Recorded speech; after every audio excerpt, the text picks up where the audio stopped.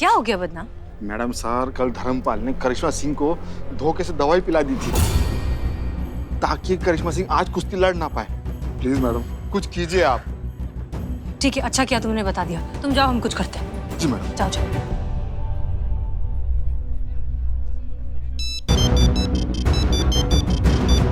उठाइए उठाइए please, phone उठाइए।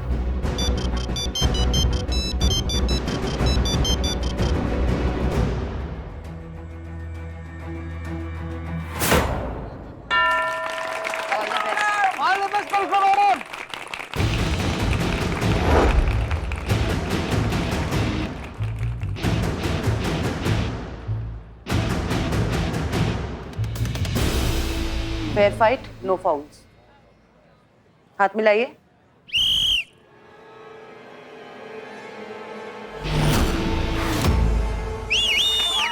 अरे ये चाहिए करिश्मा मैडम।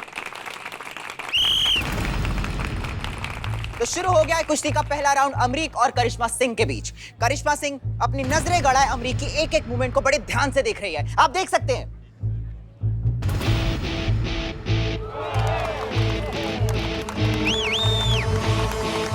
अनुभव भैया अभी तक काहे नहीं आए? 3 ऐसी जगह हैं जिन पर हमला करके आप पहलवान को चित कर सकती हैं। पैर, कमर और कंधा। ये क्या कर रहे हैं ये लोग? अरे बेवकूफ, हर बात पे मारना जरूरी है क्या? अरे मैं तो खुद देख रहा हूँ कि ये लोग कुश्ती लड़ रहे हैं, लेकिन आपस में लड़ क्यों नहीं रहे हैं? ये पूछ रहा हूं मैं कि क्या कर रहे हैं ये लोग? मूर्ख।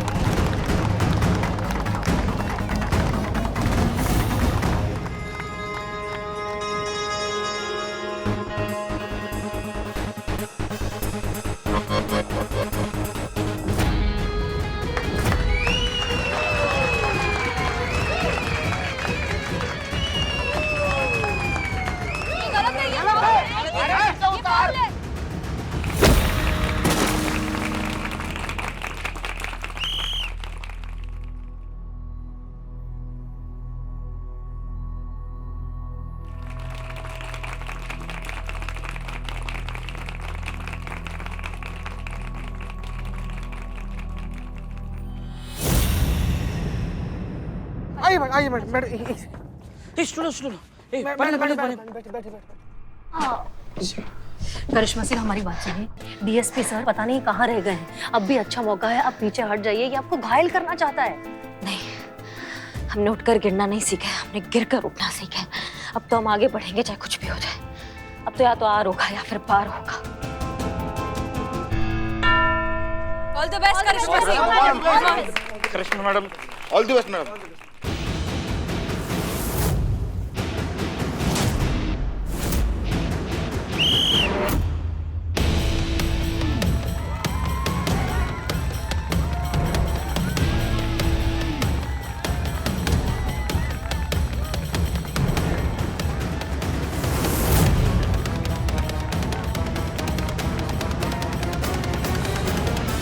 Thank God.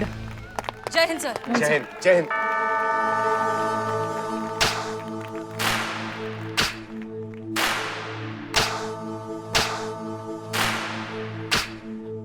वो तुम्हारी 3 कमजोरियों में से किसी एक पर टारगेट करने की कोशिश करेगा, लेकिन किस पे ये बताएंगी उसकी आंखें। बस तभी तुम्हें तुम्हारी कमजोरी को तुम्हारी ताकत बनाना है।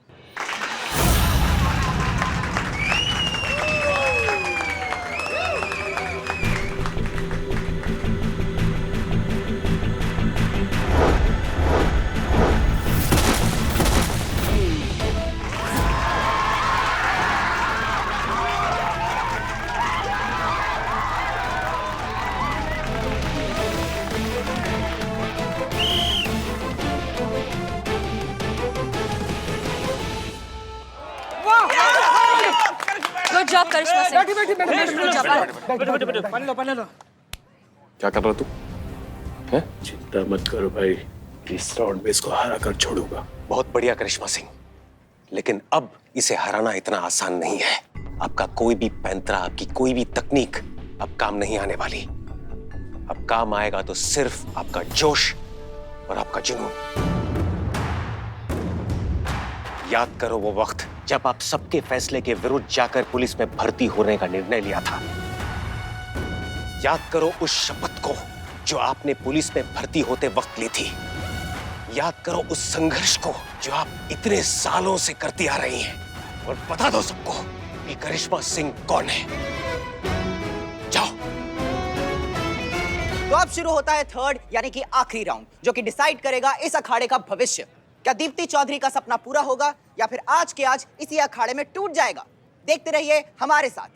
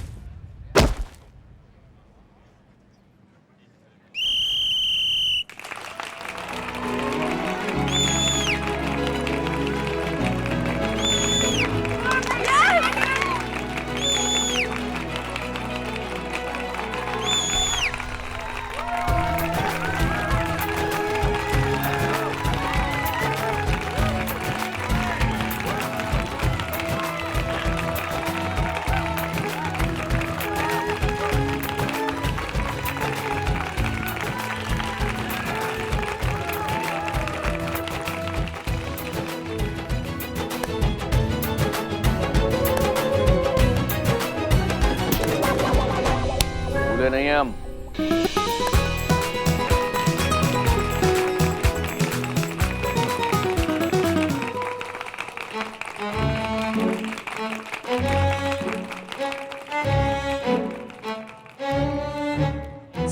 सॉरी सर, वो फ्लो में।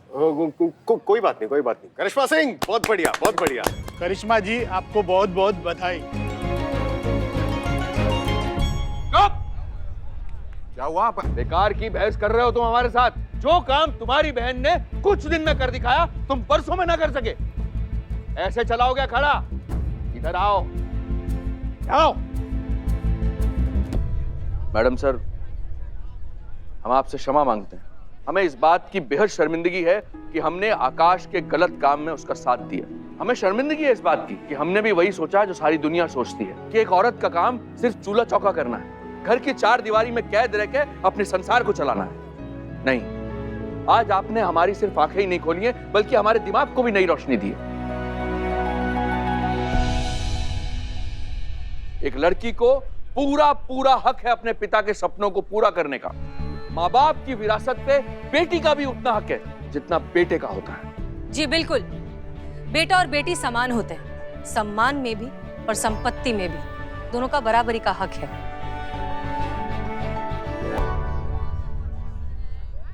आकाश भैया,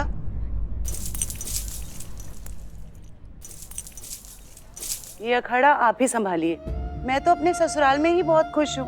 बाबूजी के सपनों को अब आपको पूरा करना है। भैया, मेरा मकसद आपसे अखाड़ा छीनने का कभी भी नहीं था, बल्कि आपको ये समझाने का था कि अगर कोई गिर जाए तो उसे दोबारा उठाया जा सकता है। देखा आकाश, तुमने अपनी बहन के साथ क्या कुछ नहीं किया, फिर भी वो तुम्हारा बुरा नहीं चाहती। ऐसी होती हैं बहनें। एक बार कलाई पर राखी बांध दी तो वो पूरी दुनिया से तुम्हारे लिए लड़ जाएंगी, और अगर तुम गलत हो तो तुमसे भी लड़ जाएंगी। आज फिर से सही और गलत के बीच जीत सही की हुई।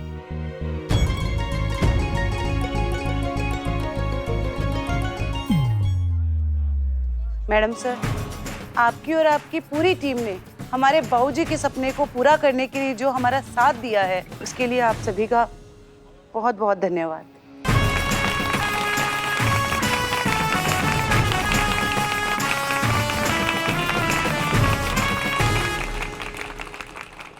मैडम सर, अब डीएसपी सर,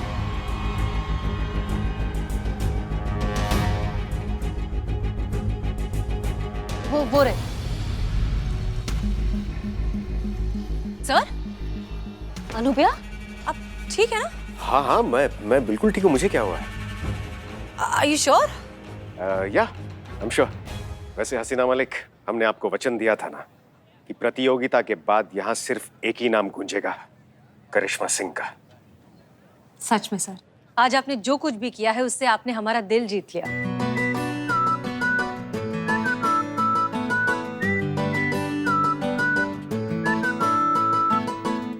हम सबका दिल जीत लिया। करिश्मा Singh, well done.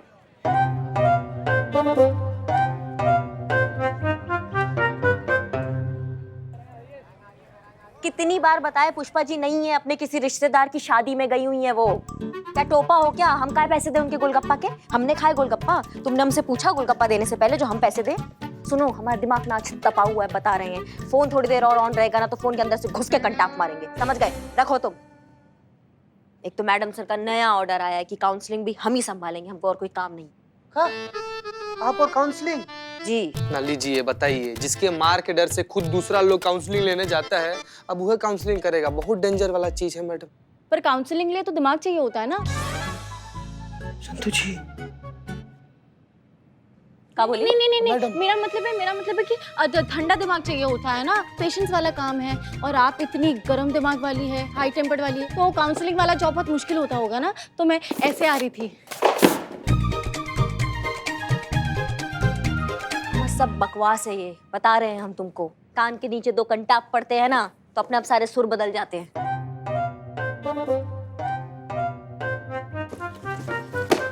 Thank you madam. और ये बिल्ला कहाँ है? सुबह से आज दिखाई नहीं दे रहा है। बिलौटा? हाँ। मैडम, राजस्थान में ना अखिल भारतीय चोर सम्मेलन हो रहा है। वहाँ पर ना सभी चोर लोग ऐसे मिले हुए हैं और इस विषय पर डिस्कस कर रहे हैं कि कैसे अपना जो औहदा है वो बढ़ाया जाए, कैसे पॉकेट मार से डकैत बना जाए। वहाँ का आयोजक लोग ना इसको ना स्पेशल निमंत्रण देकर बुलाया है बाकी चोर के काउंसलिंग के लिए। बताइए। ओ, तो बिल्लू राजस्थान गया है। Excuse me, sorry. जी बताइए, क्या मदद कर सकती हूँ? वो जी कॉटन सी बात है, बड़ा सिल्क सा केस है, जरी वाली रिपोर्ट लिखवानी थी। क्या बोल रहे हैं सर?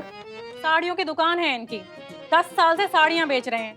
साड़ियाँ बेचते बेचते उस धंधे में इतना घुस गए हैं, वैसे भी कुछ कहते हैं ना तो साड़ियों का जिक्र आ ही जाता है। बहुत खराब बीमारी है, किसी पढ़ा लिखा डॉक्टर को दिखाइए। वैसे क्या कह रहे थे, साड़ियों के बीच में का?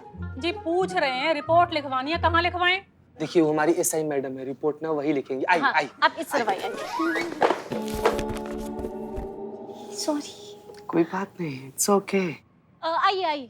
जाइए लीजिए संतोष।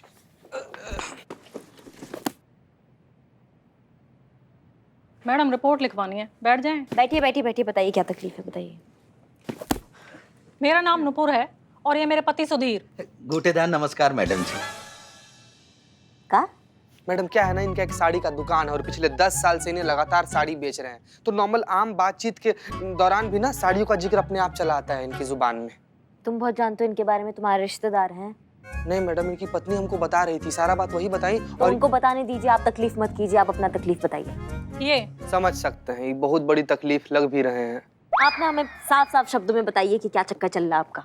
बात दरअसल ये है मैडम जी, कल हमने न्यू ब्रांड देसी गोटेदार चमकती हुई सिफोन वाली काम वाली रखी थी घर का काम काज करने के लिए। आज सुबह अपना सारा सामान लेके घर से भाग गई। अब इनको हमारी बनारसी सिफोन साड़ी धर्मपत्नी को लगता है कि इसके जिम्मेदार हम हैं। अब बताइए मैडम जी, हमने सिर्फ ईयरफोन लगाने से मना किया था बस। ईयरफोन लगाने से मना किया था मतलब? देखिए मैडम जी, जब बात करते थे ना उसके कान में ईयरफोन लगा रहता था, गाना सुनती थी। अरे मैंने कहा भाई, दुकान में रेशमी साड़ी खुलने पर भी इतना नहीं फैलती जितना तुम यहाँ से फैल रही हो। थोड़ा लिहाज करो, मैं मालिक हूँ, बस यही कहा बस। फिर क्या हुआ? फिर क्या मैडम जी, कल आई आज फुर। अरे मार्केट से पुरानी साड़ी का स्टॉक भी इतनी जल्दी गायब नहीं होता मैडम जी, जितनी जल्दी वो गायब हो गई। अब हमारी धर्मपत्नी को लगता है कि मेरी बात से नाराज होकर चली गई, भाग गई। देखिए उसमें हमको दिलचस्पी नहीं है, आपका वो निजी मामला है, आप अपने घर पे जाके उसको सुलझाइएगा, यहाँ मत लाइए उसको। बात है आपकी काम वाली बाई की, तो हमको ये बताइए कि वो कहाँ से आई थी और कुछ घर का कोई सामान लेके तो नहीं गई? क्योंकि आजकल इस तरीके के चक्कर का बहुत शिकायतें आ रही है मेड को लेके, तो क्या है बताइए, कहाँ से आई थी वो? बस बहुत हुआ। ये मैडम कब से मेरी इंसल्ट पे इंसल्ट करे जा रही हैं और तुम बस मेरा मुंह देख रहे हो। गलती हो गई मुझसे जो तुम्हारे साथ यहाँ कंप्लेन कराने आ गई। जा रही हूँ मैं। अरे सुनो बेबी बेबी बेबी, रुकिए, काम डाउन। जय हिंद मैडम सर। जय हिंद। देखिए हम आपकी परेशानी बहुत अच्छे से समझते हैं। जब घर की मेड अगर अचानक से कहीं चली जाए तो घर की सारी जिम्मेदारी, सारा कामकाज, सब कुछ घर की मालकिन पर आ जाता है, ये बात हम जानते हैं। बिल्कुल ठीक। लोग रोज सुबह उठकर भगवान से भेंट मांगते हैं और हमने मेड मांग ली। जैसे तैसे तो भगवान ने हमारी सुनी, एक मेड मिली, उसे भी ना इस आदमी ने भगा दिया और खुद भी कुछ घर का काम नहीं करता है। और ऊपर से ये मैडम बोलती हैं कि इनको हमारी परेशानी से कुछ लेना देना नहीं है। कोई इतना इंसेंसिटिव कैसे हो सकता है? अरे मैडम आप क्या जानो एक मेड की कीमत। औरत के सर का ताज होती है मेड। हर सुखी हाउसवाइफ के जीवन का ख्वाब होती है मेड। मैडम आप ही हैं जो हम हाउसवाइफ का दर्द समझ रही हैं। नहीं ऐसा नहीं है, वो भी आपकी बात समझती हैं, बस जाहिर करने का उनका तरीका थोड़ा सा अलग है।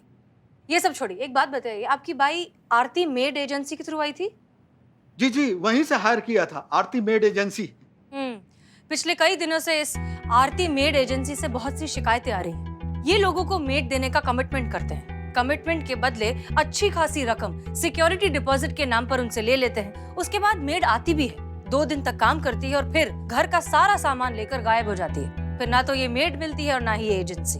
हाँ जी 50,000 रुपए जमा किए थे बतौर सिक्योरिटी। आपका मतलब है 50,000 रुपए गए? मैडम जब आप इतना जानती हैं तो इन जालसाजों के खिलाफ कुछ एक्शन क्यों नहीं लेती? देखिए हमने इस मामले की तहकीकात ऑलरेडी शुरू कर दी है। आप निश्चिंत होकर अपने घर जाइए, हमें जैसे ही कुछ पता चलेगा will get in touch with you. गोटेदार नमस्कार मैडम जी। आप सब अंदर आइए। संतोष शर्मा, हमने आपसे इस फ्रॉड केस के बारे में डिटेल्ड रिपोर्ट मांगी थी। Yes madam sir. तो कहाँ है? अभी चाहिए? हमारे रिटायरमेंट के बाद तो थोड़ी देर हो जाएगी नहीं? हाँ वैसे तो मैडम से ज्यादा इन्फॉर्मेशन है नहीं, उतनी है जितनी कि ऑलमोस्ट हम सबको पता ही है। पर एक खास बात है इन ठग लोगों की कि वारदात के लिए हमेशा बड़ा शहर ही चुनते हैं क्योंकि वहाँ पे मेड की रिक्वायरमेंट ज्यादा होती है। वैसे अभी तक ये कई लोगों को ठग चुके हैं और इनफैक्ट अभी हमारे शहर लखनऊ में सबसे ज्यादा एक्टिव है। बस गलती कर दिया उन्होंने लखनऊ में आके।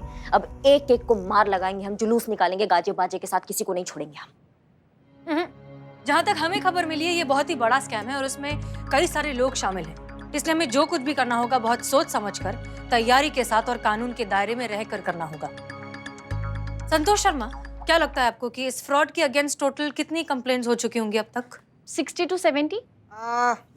62 की 70।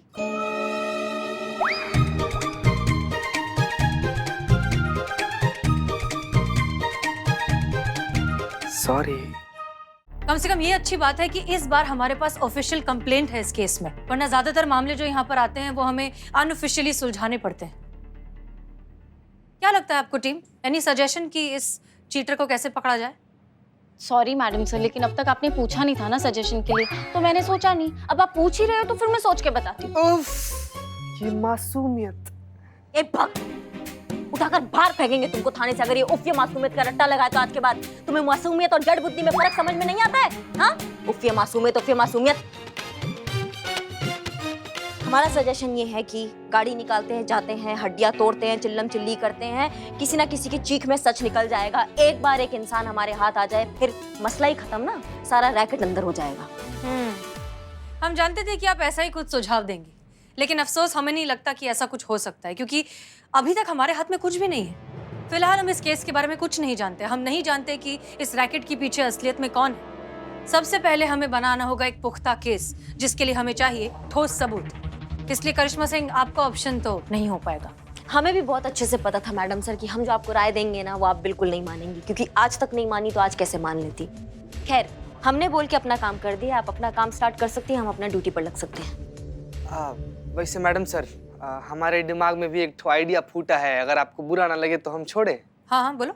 मैडम सर, हम क्या कहते हैं कि हम लोग खुद क्यों नहीं क्लाइंट बनकर ये आरती मेड एजेंसी में जाते हैं और वहाँ से एक मेड हायर करते हैं, और जैसे ही वो मेड भागेगी हम लोग उसका पीछा करेंगे और उसको रंगे हाथों पकड़कर इस आरती मेड एजेंसी को एक्सपोज कर देंगे। एजेंसी बंद हो गई है तो हायर किसको करेगा?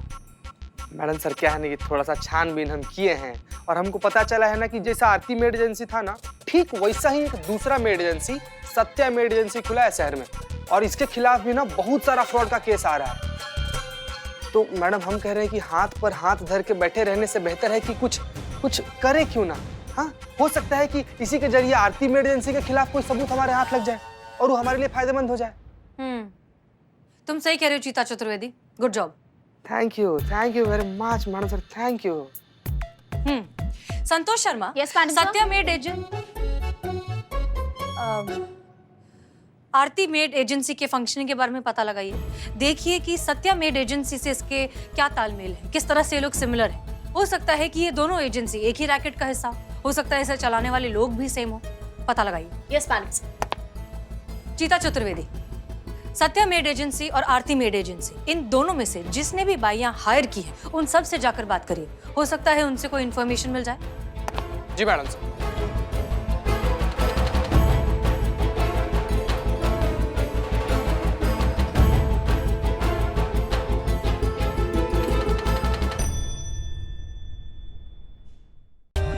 For more updates, subscribe to our channel, click the show links and enjoy watching the videos.